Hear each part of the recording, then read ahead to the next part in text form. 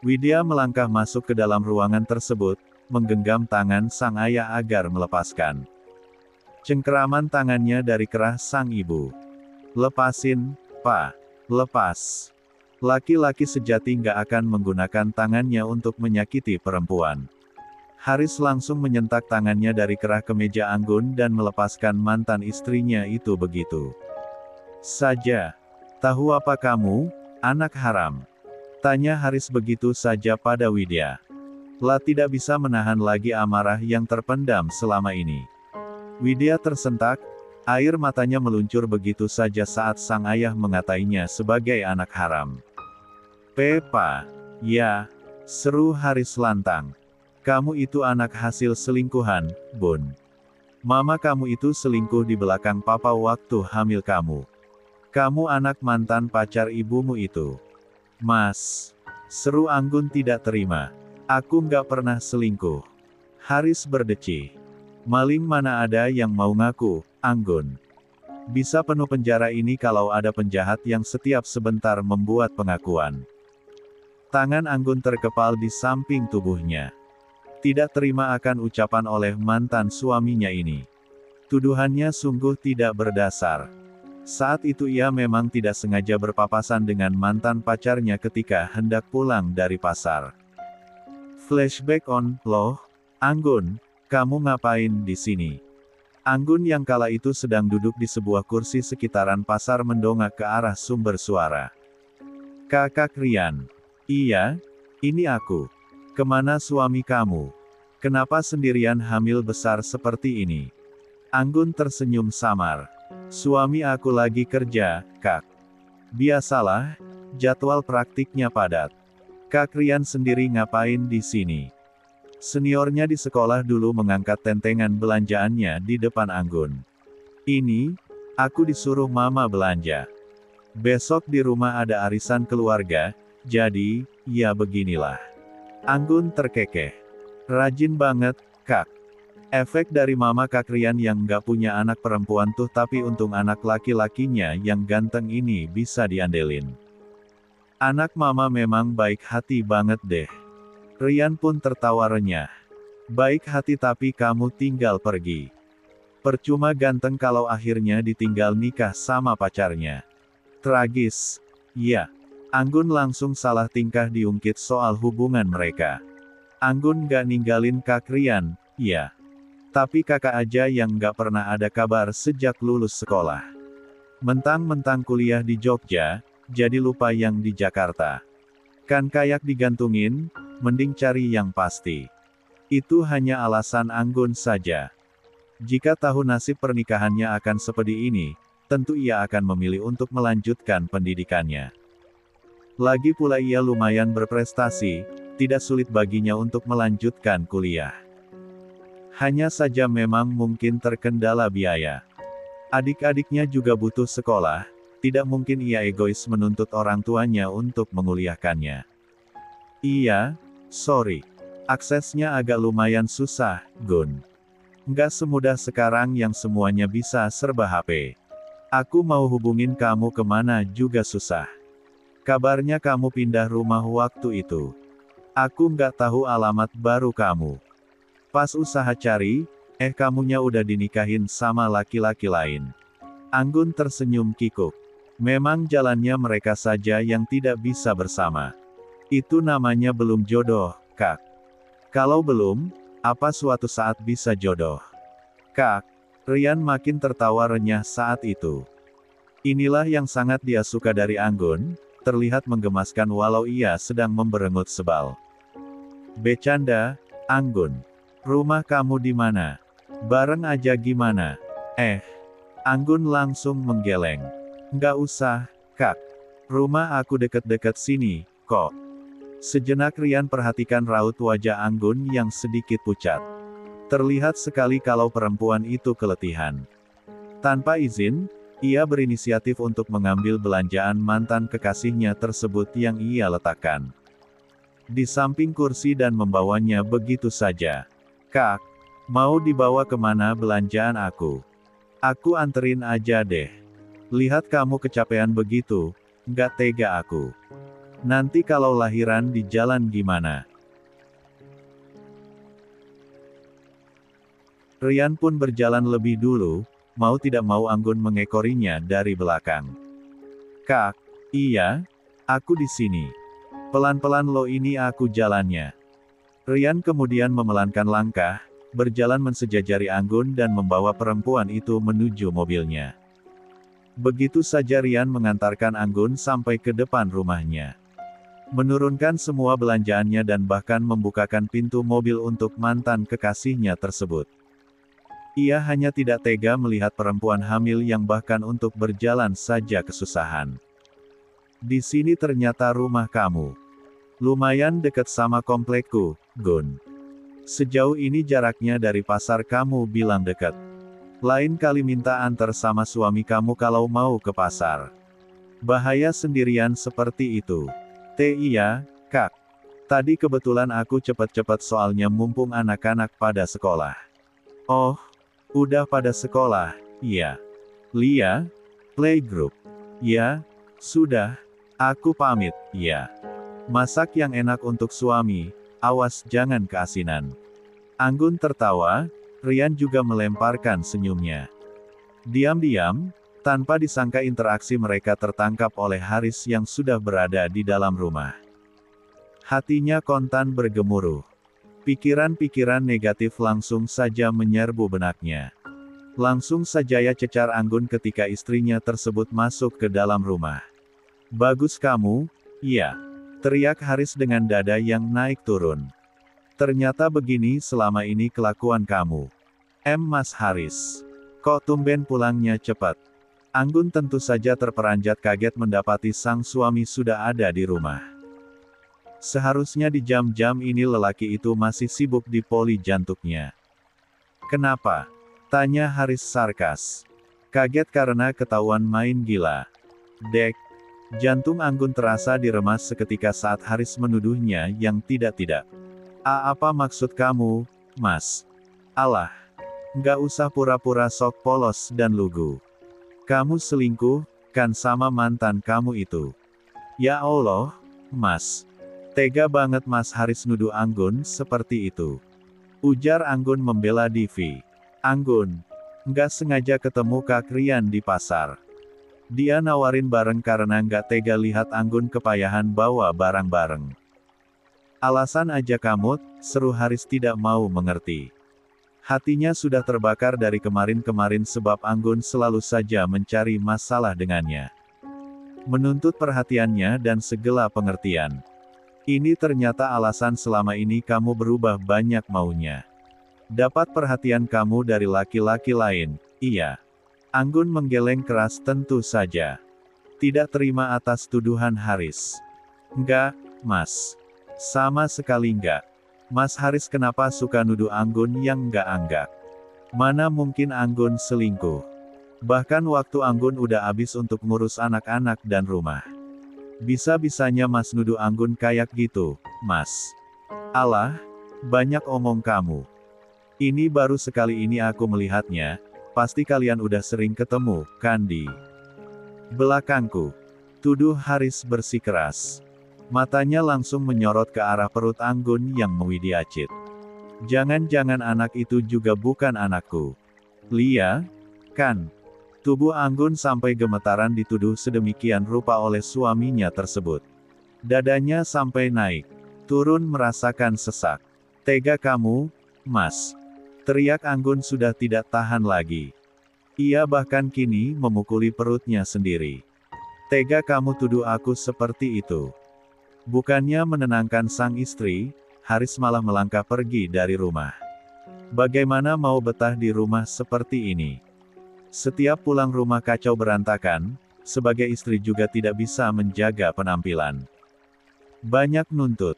Nggak paham suami capek kerja seharian. Sekarang malah berulah main gila sama mantan pacar. Dasar perempuan nggak tahu diri. Sempat-sempatnya lelaki itu mengumpat dan mengeluarkan semua isi hatinya sebelum membanting pintu. Dengan begitu keras, Anggun yang sudah amat sakit hati hanya bisa meluruhkan badan sambil menangis sedih. Hatinya sakit sekali.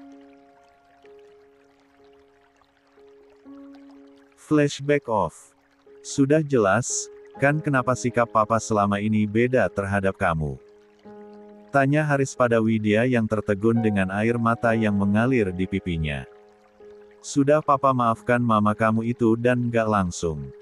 Papa ceraikan sampai lahir adik kamu, tapi keras kepalanya ternyata tidak berubah. Seolah mendarah daging, yang sudah lalu tidak jadi pelajaran bagi dia.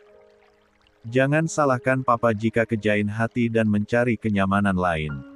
Tante kamu Fiona lebih baik dari segalanya dari mama kamu. Dia istri. Mas, ucap Fiona mencengkeram lengan suaminya tersebut agar berhenti bicara. Sudah, Mas. Kasihan Widya, dia nggak tahu apa-apa. Udah, Mas, udah. Biar malah tahu sekalian. Haris kemudian melirik ke arah Anggun. Biar nggak sembarangan perempuan yang meneriaki kamu jalang ini ternyata lebih jalang. Cukup, Pak. Teriak Widya sudah tidak tahan. Cukup. Cukup menimpakan kesalahan sama mama. Harusnya papa introspeksi diri kenapa mama bisa berubah. Mungkin mama kelelahan, mungkin mama butuh perhatian. Toh selama ini papa memang terlalu sibuk dan nggak pernah ada waktu untuk kami semua. Terlepas dari Widya ini anak haram atau bukan, tapi papa sebagai kepala keluarga juga nggak becus, Pak. Plak. Tamparan yang amat keras mendarat ke pipi Widya. Wajahnya sampai terlempar ke samping saking keras tamparan tersebut. Bukan malah takut, Widya semakin menatap sang ayah begitu nyalang. Kalaupun bukan papa ayah kandung Widya, Widya bersyukur, Pak.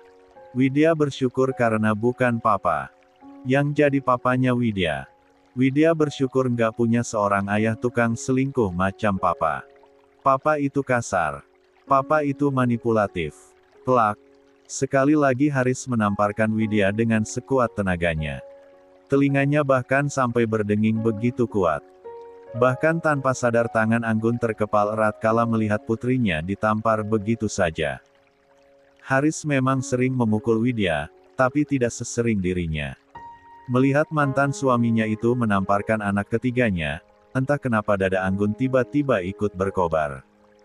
Tampar lagi, Pak, tampar. Dasar banci. Plak. Tentu saja Haris menamparkan wajah itu dengan sukarela. Fiona yang sedari tadi menahan lelaki yang sudah diledakkan amarahnya itu sampai tidak bisa berbuat apa-apa. Petugas yang berjaga pun tidak serta-merta berjaga di depan pintu. Mereka memberikan waktu 30 menit untuk keluarga itu saling bercengkerama dan membahas apapun yang perlu mereka bahas. Cukup. Teriak Anggun kemudian menarik tangan Widya dan membawa anaknya itu ke belakang punggungnya. Cukup kamu menampari putriku, Haris. Tanggung dosamu karena tidak pernah mengakui dia. Biar aku tanggung dosaku karena sering menyiksanya akibat sakit jiwaku karena trauma sebab perlakuanmu. Aku memang sering memukulinya, tapi aku tidak akan rela melihat dia disakiti oleh orang lain terlebih binatang seperti kamu. Begitulah perasaan Anggun. Walau ia menyakiti putrinya sendiri, masih ada perasaan tidak rela di dadanya jika melihat gadis itu disiksa oleh orang lain. Haris sudah melayangkan tangannya ke atas. Hendak memukul Anggun, tapi gerakannya ditahan oleh Mahesa yang baru saja datang. Cukup Mas Haris, ucapnya dengan nada dingin dan menusuk. Cukup gunakan tangan Mas Haris untuk menolong nyawa pasien yang sedang kritis di rumah sakit, jangan gunakan untuk menyakiti perempuan. Tenggorokan Haris langsung tercekat melihat menantunya itu tiba-tiba ada di sampingnya. Lakontan. Menurunkan tangannya begitu saja. Baby. Haris menelan ludahnya kasar. Ini tidak seperti yang kamu lihat. Biar saya lihat melalui CCTV ruangan ini jika diperlukan. Kekerasan sudah jelas bisa dikenai pasal yang bisa menjerat Mas Haris masuk ke dalam penjara. Saya memang tidak melihatnya secara langsung, tapi banyak cara membuktikannya. Fiona langsung menggeleng. Jangan, Mahesa, ucap wanita itu.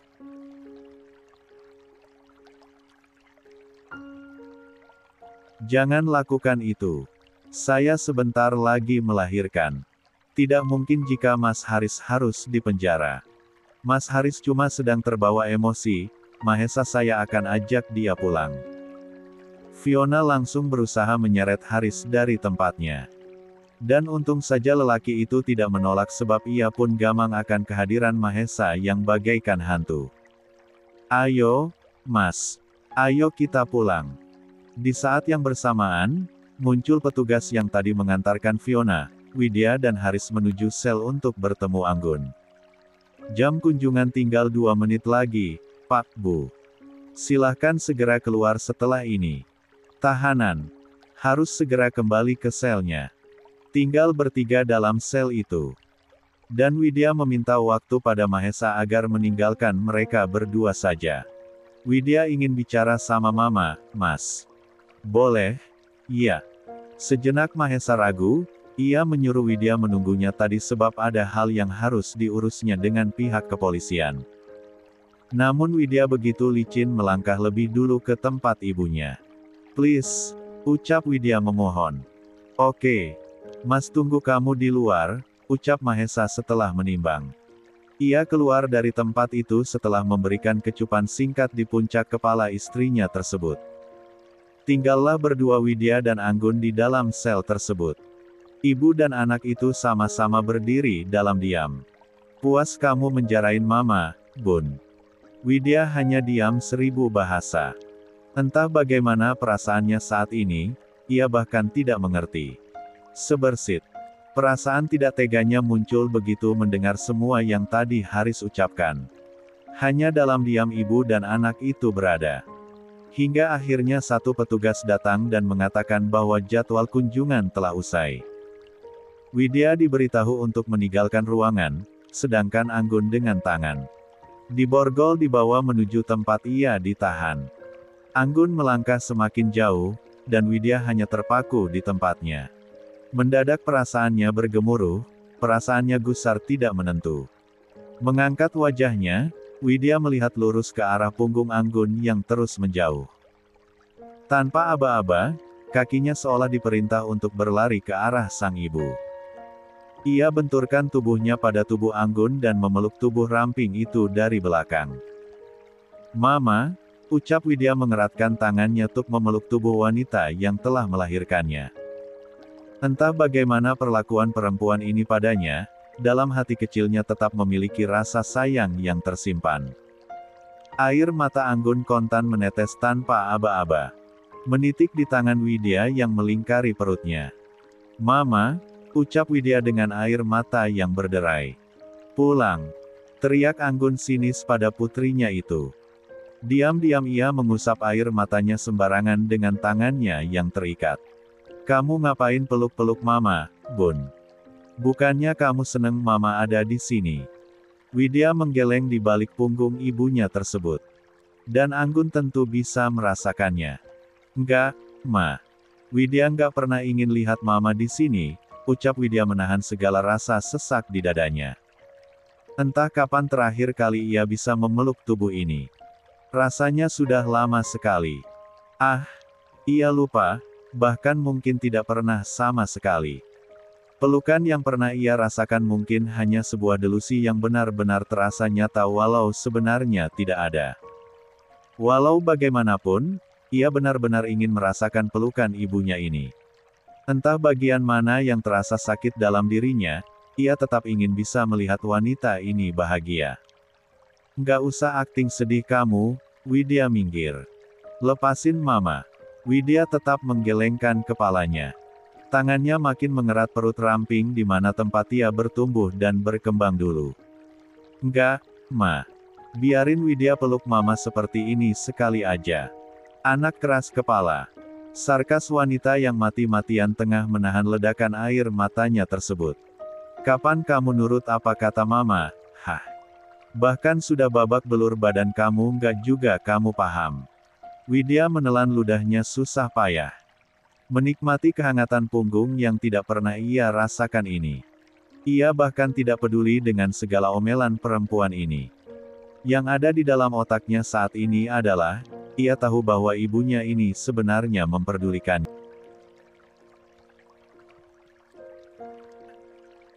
Jauh di dalam hati wanita ini, masih terukir sedikit namanya di sudut yang tidak terlihat. Ia bisa merasakan getaran kemarahan akibat tamparan yang diberikan oleh Haris padanya.